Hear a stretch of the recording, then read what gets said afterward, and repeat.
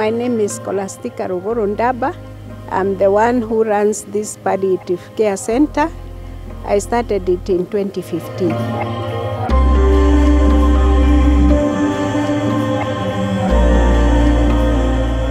The reason why I started this, I had a sick brother. I took him to Kenyatta National Hospital. Then after 4 months, I was told to take the patient home. He had prostate cancer. I didn't know what to do. But in 2010, I had visited America. And then when we were driving with my son, I asked him, what are these buildings? I saw some buildings in a place isolated. I asked him, and then he told me it was a nursing home. So he turned and asked me, Mommy, why can't you make a nursing home at our farm? I told him I cannot be able to look after a bedridden person. So I just told him I cannot. I stayed for 2 months. I was called that my brother was very sick at home and he needed to be taken care of. I made arrangements to take him to Kenyatta. We took him to Kenyatta private ward. He stayed there for 4 months. After 4 months is when now the doctor called me and told me that I should take my brother home. I asked the doctor, how do I take my brother home? My house is only a 2-bedroomed house. I don't have any place to keep him. So what she told me, what you do, just take him home. When I went out of the hospital, I asked myself, where can I get a nursing home like the one I saw in America? I went round, I looked, there was none. I asked the doctor, where can I get the nurses? So she told me, you go to Avenue, you get the caregivers there. I called them, they brought me the caregivers. I took my brother home. I put him in one of the bedrooms where my grandchildren used to come and visit and sleep.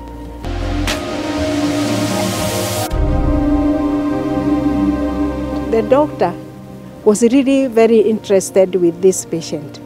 She followed me and she kept on coming here. She came, she gave me 2 nurses who were helping us to dress the wounds because he had many bed sores and they were very deep. So they used to come, 2 of them, and then the caregivers.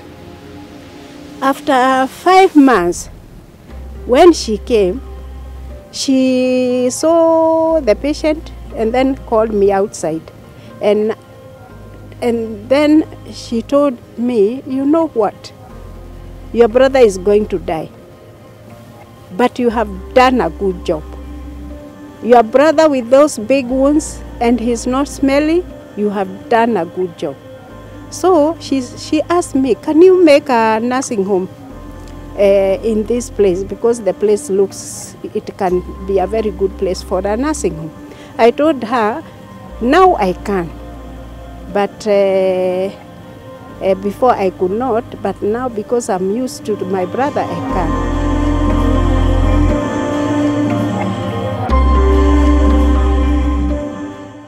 So she told me, let me go and get in charge of hospice and palliative in Kenya to come and see another doctor. So she came the following day. She looked at the weather and she told me, this weather is good because it's cold. This kind of patients, they don't like very hot weather. So she told me, you just make it. So what happened, after 2 weeks, I went to work. And then at about 10 o'clock, the nurses called me. And then they told me, SK ameenda. I asked her, ameenda wapi? Si muliniambia nakunywa chai? So, yes, she said, yes, he asked for English omelette, a mug of tea, and 2 toasts, and we gave. But when after eating, I told him to wait, I go and get water to bathe him. And it was like that. So I called the doctor again, and then I told her what has happened. And then she told me, you know, Scholar, this is how we want the cancer patients to go, without pain. Your brother has gone without pain, and you have done a good job. So after the mazishi, now I started now looking for the finances. I went to the banks. They asked me, how are you going to make a hospital and you are not a medic yourself and you have no idea of what happens? I told them, me, I'm a business person. Give me the money, I make the buildings, I employ the medics. There are so many who are trained here and they don't have the jobs. They refused. So when I came back and spoke to my family, we decided to sell some of our properties. Eventually, when they saw that one of the banks saw that I had done almost finishing, now is when that bank came in. They gave me the money to finish the buildings. Then on 2015 is when I opened the doors. I have a son who is a medic in US. Every time I talked to him about the nursing home, he would tell me, Mommy, finish the building, I come and help you. I'll come and do the management for you. He came back. He stayed with us. He trained the nurses how the patients are looked after in the US. He trained even the doctors. He trained even myself. He taught me how to deal with the relatives. The first thing when they call you on the phone, they ask you, uko na NHF, you have NHF. If you say no, they will not come. Because that money for NHF, even if it is little, it really helps them. So they will not come. These other insurances also do not come on board until you are accredited by NHF. I remember there was one day I woke up, I came out of the house, and then I closed my eyes, I looked at the buildings, and then I asked God, did I bite too much I could not chew? But when I opened my eyes, I saw all these buildings. I told my God, I'm very sorry because you have done for me all this. I came into the hospital. I asked my clinician, hey, can we close this thing? The clinician told me, Mom, you have your dream and you have to keep on this dream. Please continue. And I got encouraged. I got accredited and then I started getting patients. And since that time, we have never been without patients. Some of these people who bring us patients here, they really appreciate because this kind of, and then in the process, you know, we were making this place for cancer patients.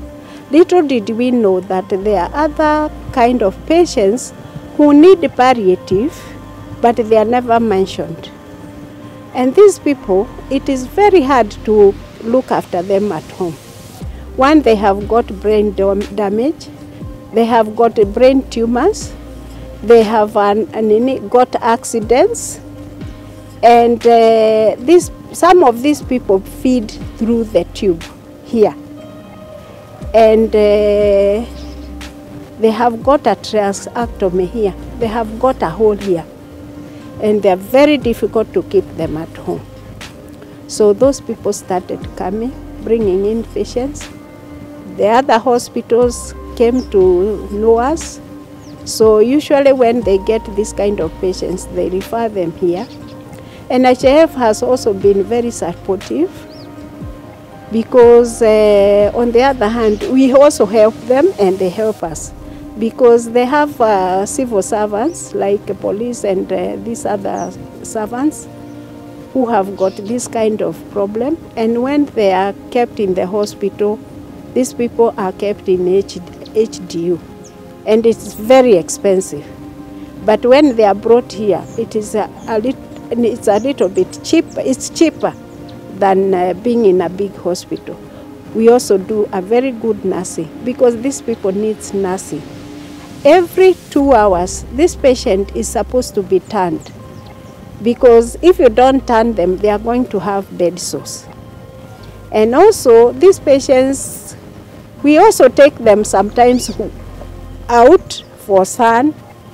And these patients, the nurses are specially trained because they are usually very patient, and they also talk to the patients. There are some patients who come here, maybe they had an accident, and because this place is palliative hospital, you know, these people need a lot of care, and they need a lot of nursing. So in the process, they also get healed. We have got so many. We have got different consultants. Sometimes people come here because of stroke, where they lose even speech. So we call the consultants, and they do rehab for them, and they get talking again. So it is not a must that they come here to die. I'm John Madenge. I'm the resident clinician officer around this Trinity Care Center, Palliative Center, yeah, whereby we take care of chronically ill patients. Yeah, so basically palliative means it is the holistic care for patients who are suffering from chronic illnesses, basing from medical care, spiritual care, physical care. It entails a lot of things, starting from nursing care. So these patients need to be fed, to be cleaned, changed diapers, you know, given medications, all that. And then there is other essence of medical care, like they need to be checked on by consultants, clinicians, and doctors. They also need special care like physiotherapy, the other who need occupational therapy. Surgical care, we have specialists. Generally, one patient is seen by 7 people, starting from maybe patient caregivers. Then we have nurses, we have clinicians and doctors, we have occupational therapists, physiotherapist, and also nutrition. It's also a key factor here. So nutrition is also come to review the patients. Yeah, and also now consultants, depending on the nature of the patient. If it's surgical case, we have a surgeon. If medical case, we have a physician. And even every part, if it's urinary issues, then we have urologists who come here. We have got 30 beds. And the highest number we have ever had is 15 patients. Sometimes we get 8, whatever. But you know, Kenyans also, they are new to this concept. So some Kenyans prefer putting patients at home, which is a lot of work at home. But here we have made it in such a way that when you bring in a patient here, it is not necessarily you come to see him every day, because the patient is really taken care of. Feeding, everything. And it is also a good place for those people who have got sick patients and they are working. Because there is no way you can have a patient like this one and you have kept him at home and you are working. So at least when the patients come here, they are really looked after well. Even before patient comes here, let's assume there is an inquiry of a patient who want to join Trinity Care Center. So we either send a medic to go and seek the condition of the patient, so that we can know the nature of the patient, we can order drugs, and I can tell you we don't compromise on quality. After that, we import drugs for that patient. So we organize everything so that we are ready to take care of the patient. So when the patient comes in, we have a holding room, like an emergency, where we stabilize the patient, and also bedding. Also those who come with we encourage patients to come with the COVID test. If they don't have, then we do it at our emergency room where we stabilize them, and then we keep them to the wards. So basically we start doing preliminary investigations, all of them, to ascertain where the patient is, so that the doctors can know where to start. So laboratory work, imaging work. Here we have patients who are literally bedridden, and so they need they are dependent on a caregiver, for example. So the work of the caregiver is, one, to ensure this patient is very clean, this patient feeds, and as our proprietor said, most of them have what we call tracheostomy tubes, so they should be kept clean. They also have feeding pegs, they need to be kept clean. We also have catheters and all that. So the patient caregivers do a lot of work, so they try. So we have like eight of them. So each patient, actually, it's like each patient have a caregiver. And actually, also the numbers of nurses, they are 88, so around 16, depending on the numbers we have patients. So sometimes we can take for locum, but permanently are also many. So each patient has a nurse, day and night. Yeah. And also for clinicians, there are 2, and there's one medical officer, and then the others are consultants. Even if we diagnose patients out there, doctors and medics, clinicians and nurses, once you diagnose patient with a terminal illness like cancer, so this patient don't have to die with that kind of pain and suffering. Remember, most of them, when they stay for long days or months in bed at home or other hospitals, many get bed sores. And you know bed sores, how they are. Yeah, they are deep sores inside the flesh. So these patients, sometimes they cry, they groan, and they suffer. So we don't have to let them die in that nature. So what we do actually in palliative care, you try to relieve the pain and suffering of a patient, so that if it's a terminal ill where you know this patient actually will die, then patient can die peacefully without pain. So Kenyans, I would like to tell them, don't keep patients at home.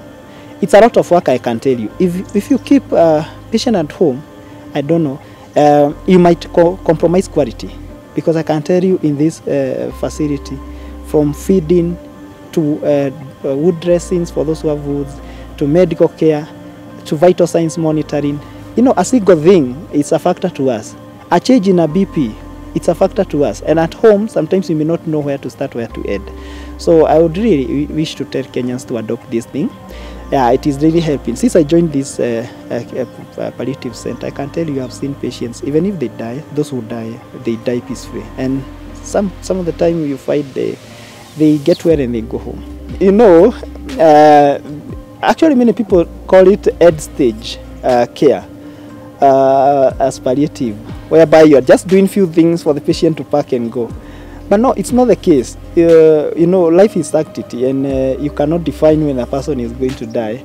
Though you know that this is a cancer that takes 6 months, we don't define that this patient must die within those 6 months. So our work is to try and give quality, prolong life, and have quality life, lifespan of a patient.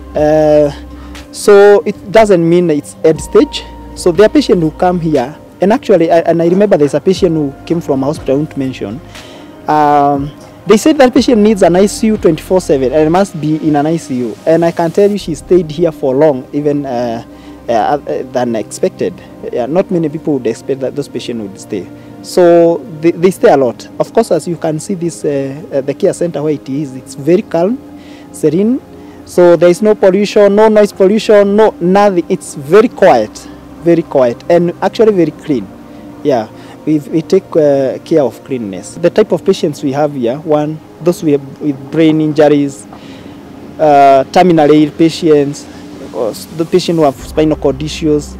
Now, you see, you can have a patient who you stabilize, you know, and all the vitals are okay, and all the medical care is taken. So the relatives sometimes tend to think, now, you have stabilized my patient. He's okay, no wounds, nothing. So can I take the patient now back home just for feeding and maybe changing of diapers? So at some point we find ourselves releasing some patients back home so that they can live with their relatives. Yeah, but most of the case, patients with the terminal issues, we would like to keep them here.